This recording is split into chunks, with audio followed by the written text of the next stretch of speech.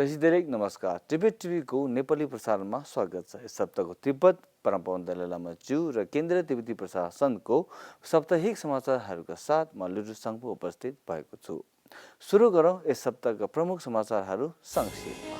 परमपवन ज्यूद्वारा United state institute of पिसका युवा नेताहरूसँग अन्तर्क्रिया। युसी मर्सद्वारा परमपवन ज्यूलाई Spain love पुरस्कारबाट सम्मानित। परमपवन ज्यूले भारतका प्रधानमन्त्रीलाई जन्मदिनको शुभकामना व्यक्त। निर्वासित 17औं तिब्बती संसदको 4औं सत्र स्थगित। केन्द्रीय तिब्बती प्रशासनका सिक्योङले तिब्बतमा UNHCR रिपोर्टको लागि जापानी संसदहरूलाई अपिल।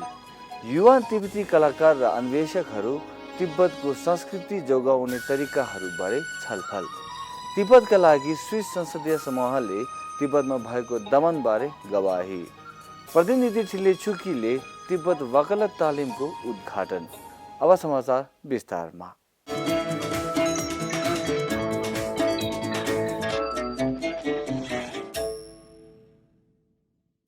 यस बिहिबार युवा नेताहरूको समूहसँगको अन्तर्क्रियामा परमपवन ज्यूले विश्वभरका व्यक्तिहरूको संज्ञात्मक विकासका लागि स्वतन्त्रताको महत्त्वमा जोड दिनुभयो।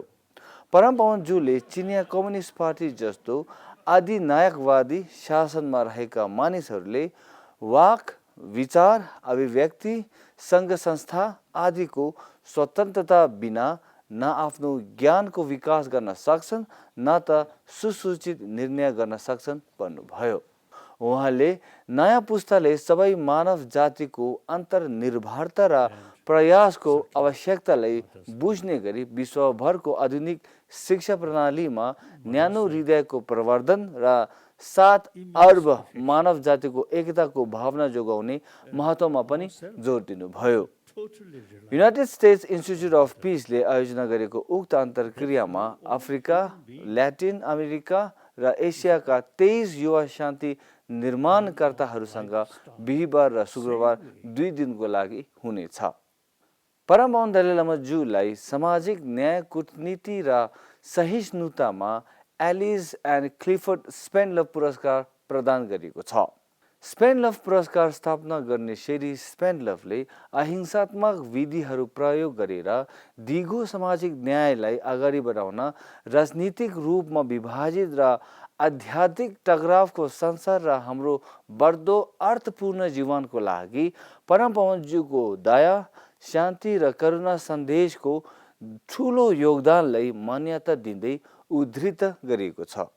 परमपवन ज्यूले आधिकारिक रूपमा सेप्टेम्बर 18 मा भएको भर्चुअल समारोहमा स्पेन लभ पुरस्कार प्रदान गरेको थियो। तर युसी मर्सले 15औं पुरस्कार प्राप्तकर्ता परमपवन ज्यूसँग सोमबार सेप्टेम्बर 26 मा प्रस्तुतिको पूर्व रेकर्ड गरिएको प्रदर्शनको साथ मनाउँदैछ। परमपवन दलाई लामा ज्यूले गत हप्ता शनिबार भारतका श्री नरेन्द्र मोदीको 72औं जन्मदिनको अवसरमा उहाँलाई शुभकामना दिनुभएको थियो। प्रधानमन्त्री मोदीलाई लेखेको पत्रमा परमपवन ज्यूले भारतको सरकार र जनताप्रति उनीहरूको उद्धारताको लागि गहिरो कृतज्ञता व्यक्त गर्नुभएको छ। निर्वासित 17औं तिब्बती संसदको 4थो सत्र गत हप्ता शुक्रबार सम्पन्न भएको थियो।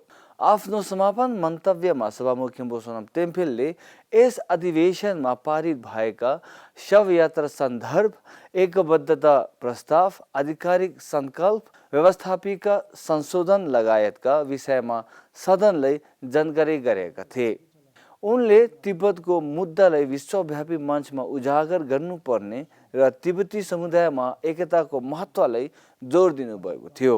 संसदहरू यस हप्ता सोमबारदेखि हरियाणामा 5 दिने विचार मन्थन र रणनीतिक बैठकको लागि उपस्थित भएको छ। केन्द्रीय तिब्बती प्रशासनका सिक्योङ पेम्बा छिरिङले जापानी संसद र सरकारलाई आफ्नो प्रभाव प्रयोग गरी शरणार्थीका लागि संयुक्त राष्ट्रसङ्घीय उच्चायुक्तलाई सिन्ज्याङ प्रतिवेदन जस्तै तिब्बत प्रतिवेदन सार्वजनिक गर्न अपिल गर्नुभएको थियो।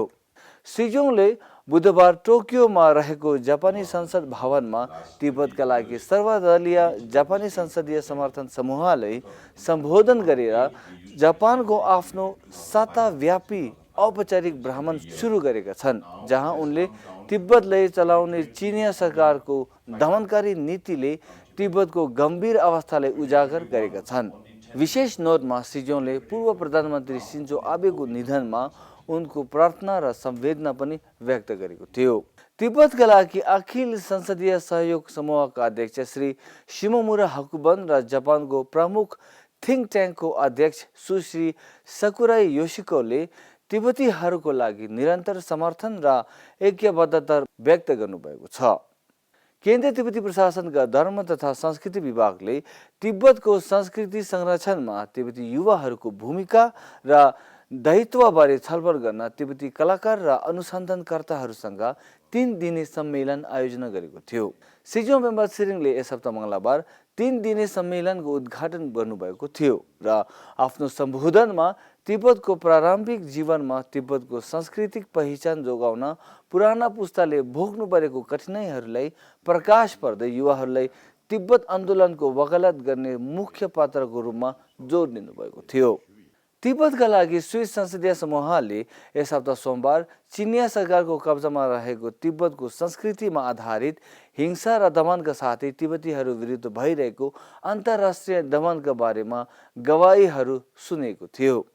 तिब्बत ब्युरो जेनेभाका प्रतिनिधि ठिले छुकी र whispers from the land of snows culture based violence in तिब्बतका लेखक फेनी आयोना मोरेलले गवाही प्रस्तुत गरेको थियो। तिब्बत भ्रमण गरिसकेकी सुश्री मोरेलले चिनिया प्रहरी र सैन्य बलहरूको गरेको उच्च निगरानीका उपायहरू अन्तर्गत अनुगमन गरिएको आफ्नो व्यक्तिगत अनुभव साझा गर्नुभएको थियो। संसदका सदस्यहरूले तिब्बतको अवस्थाप्रति गम्भीर चिन्ता व्यक्त गर्दै परिस्थितिलाई नजिकबाट हेरिरहेको उल्लेख गर्नुभयो र उनीहरूले तिब्बत र तिब्बतीहरूलाई आफ्नो निरन्तर सहयोग र एकबद्धताको आश्वासन पनि दिएको थियो। प्रतिनिधि ठिले छुकीले यस हप्ता सोमबार जेनेभामा संयुक्त राष्ट्र सङ्घमा तिब्बत वकालत र यसको संयन्त्र सम्बन्धी तालिमको उद्घाटन गर्नुभएको थियो, जहाँ उनले सहभागीहरूलाई स्वागत गर्दै चीन तिब्बत द्वन्द्व समाधान गर्नुका लागि संयुक्त राष्ट्र सङ्घमा वकालत गर्नको महत्त्वले प्रकाश पारेको छन्।